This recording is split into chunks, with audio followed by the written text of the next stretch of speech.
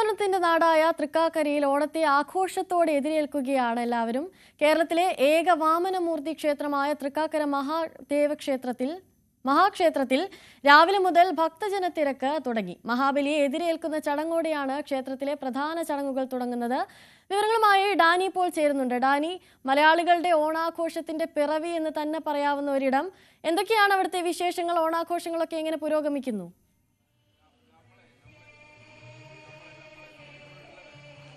അനുശ്രീ, രാവിലെ മുതൽ തന്നെ തൃക്കാക്കര ഈ ഒരു ദേശം മുഴുവൻ ഇവിടെ തിരുവോണത്തെ എതിരേൽക്കാനായിട്ട് തയ്യാറെടുക്കുന്നു.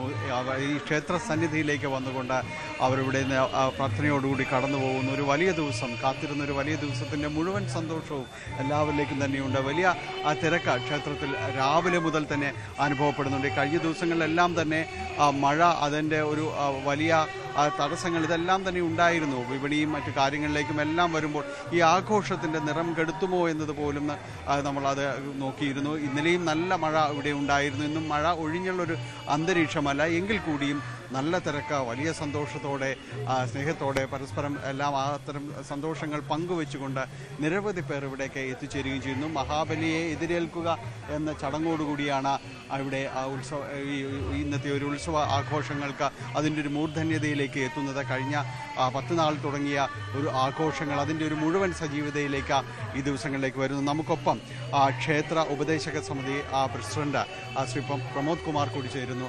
അതിവിടെ എങ്ങനെയാണ് ഇന്നത്തെ ഈ ഒരു ദിവസത്തിന്, ഈ ഒരു ആഘോഷത്തിൻ്റെ ഒരു പ്രത്യേകത എന്നെല്ലാം തന്നെ പറയുന്നത്? നമുക്കറിയാലോ, ഓണത്തിൻ്റെ ഒരു കേന്ദ്രബിന്ദു തൃക്കാക്കര തന്നെയാണ്. തൃക്കാക്കരയിലാണ് ഇന്ന് കേരളത്തിലെ ഉത്സവാഘോഷങ്ങളുടെ തുടക്കം കുറിക്കുന്നതും തൃക്കാക്കരയിൽ തന്നെയാണ്. പിന്നെ മഹാബലി തമ്പുരാനും ഓണവുമായുള്ള ബന്ധം മലയാളികൾക്ക് എല്ലാവർക്കും അറിയാം. മലയാളികൾ എവിടെയുണ്ടെങ്കിലും ഓണം ആഘോഷിക്കുന്ന ഏത് മലയാളി ഏത് വിദേശത്താണെങ്കിൽ പോലും ഓണം ആഘോഷിക്കേണ്ട ഓണത്തിൻ്റെ കേന്ദ്രബിന്ദു തൃക്കാക്കരയാണ്. തൃക്കാക്കരയിൽ എത്താൻ സാധിക്കാത്തവർ, അതായത് തൃക്കാക്കരയിൽ വന്ന് ഓണം കൂടാൻ പറ്റാത്തവർ സ്വന്തം വീട്ടിൽ തൃക്കാക്കരപ്പനെ സാങ്കല്പികമായി പ്രതിഷ്ഠിച്ച് പൂക്കളമിട്ട് ഇവിടെ കുടിയേറിയ 10 നാൾ മുതൽ തിരുവോണം നാൾ വരെ ഓണം ആഘോഷിക്കുന്ന രീതിയാണ്. ഇതിൻ്റെ ഒരു ഓണത്തിൻ്റെ സമാപന ദിവസമാണ് ഇന്ന് തൃക്കാക്കരയിൽ. ഇന്ന് രാവിലെ മഹാബലി എതിരേൽപ്പാണ്. 8 മണിക്ക് മഹാബലി എതിരേൽപ്പുണ്ട്. അദ്ദേഹം, അതായത് വാമന രൂപത്തിലുള്ള ഒരു കുട്ടി, ഭഗവാൻ തന്നെ നേരിട്ട് വന്ന് തൻ്റെ തിരുസന്നിധിയിലേക്ക് മഹാബലി എതിരേൽപ്പ്, അതിനുശേഷം വിഭവസമൃദ്ധമായ തിരുവോണ സദ്യ, അതിനുശേഷം 5 മണിക്ക് കൊടിയിറക്കി ആറാട്ടോടുകൂടി ഈ വർഷത്തെ തിരുവോണ മഹോത്സവം സമാപിക്കും. ഒരു ജാതിയും മതവും ഇല്ലാതൊരു നാടൊന്നാകെ ആഘോഷിക്കുകയും അതോടൊപ്പം തന്നെ ഈ തിരുവോണ ദിവസങ്ങളിലേക്ക് തൃക്കാക്കരയുടെ പ്രത്യേകത, ഇന്നിവിടെ തിരുവോണ സദ്യ ഉച്ചയ്ക്ക് അതെല്ലാവരും ക്ഷേത്ര സന്നിധിയിലായിരിക്കുമെന്നതാണ് പറയുന്നത്. അതെ, അത് തന്നെയാണ്. അതായത് മഹാബലി തമ്പുരാൻ നാട് ഭരിച്ചിരുന്ന സമയത്തുണ്ടായിരുന്ന മെസ്സേജാണ് നമ്മൾ ഈ ആഘോഷത്തിൽ വരുന്നത്. അതായത് എല്ലാവരും ഒരുമിച്ച്, ജാതി മതഭേദമന്യേ എല്ലാവരും ഒരുമിച്ചിരുന്ന് തിരുവോണ സദ്യ ഉണ്ട്. അതിനോടൊപ്പം തന്നെ എല്ലാവരും ഓണം ആഘോഷിക്കുന്ന ഒരു സങ്കല്പമാണ് നമ്മൾ ഈ ഉത്സവത്തിൽ നമുക്ക് കാണാൻ സാധിക്കുന്നത്. എന്തായാലും അദ്ദേഹം പറഞ്ഞതുപോലെ ഒരു നാട് അതിൻ്റെ ഒരു മുഴുവൻ സജീവതയിലേക്കും ചേർന്ന് നിന്നുകൊണ്ട് ഒരു ആഘോഷപൂർവ്വമായി കടന്നു പോകുന്ന ഒരു ദിവസം.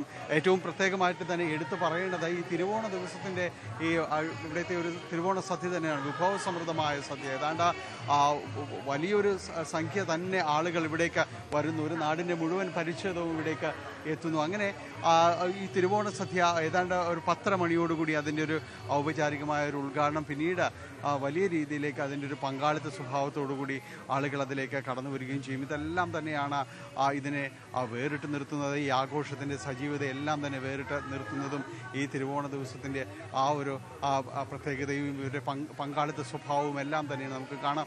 വലിയ രീതിയിലേക്ക് ആളുകൾ ഇവിടേക്ക് കടന്നു വരുന്നു. ഇന്ന് ഏതാണ്ട് ഇവിടെ വന്ന് അതിൽ പങ്കെടുത്തുകൊണ്ട് പിന്നീട് തിരുവോണ സദ്യയിലും എല്ലാം തന്നെ കുടുംബസമേതം പങ്കെടുത്തുകൊണ്ടാണ് കടന്നു പോകുന്നത്. അങ്ങനെ ഈ വിദേശത്തു നിന്ന്, നേരത്തെ അദ്ദേഹം സൂചിപ്പിച്ചതുപോലെ വിദേശത്തു നിന്നുള്ളവർ പോലും ഇവിടേക്ക് ഈ ദിവസങ്ങളിലേക്ക് കൃത്യമായി എത്താനായിട്ട് അവർ ശ്രദ്ധിക്കാറുണ്ട്, അവരിവിടേക്ക് വരാറുണ്ട്. അങ്ങനെ വലിയ സന്തോഷത്തിൻ്റെ ദിവസങ്ങൾ, അങ്ങനെ പ്രതീക്ഷയോടെ കാത്തിരുന്നൊരു ദിവസത്തിലേക്ക് തന്നെയാണ് തൃക്കാക്കരയും അതിൻ്റെ ഈ ക്ഷേത്ര പരിസരവും എല്ലാം തന്നെ കടക്കുന്നത്.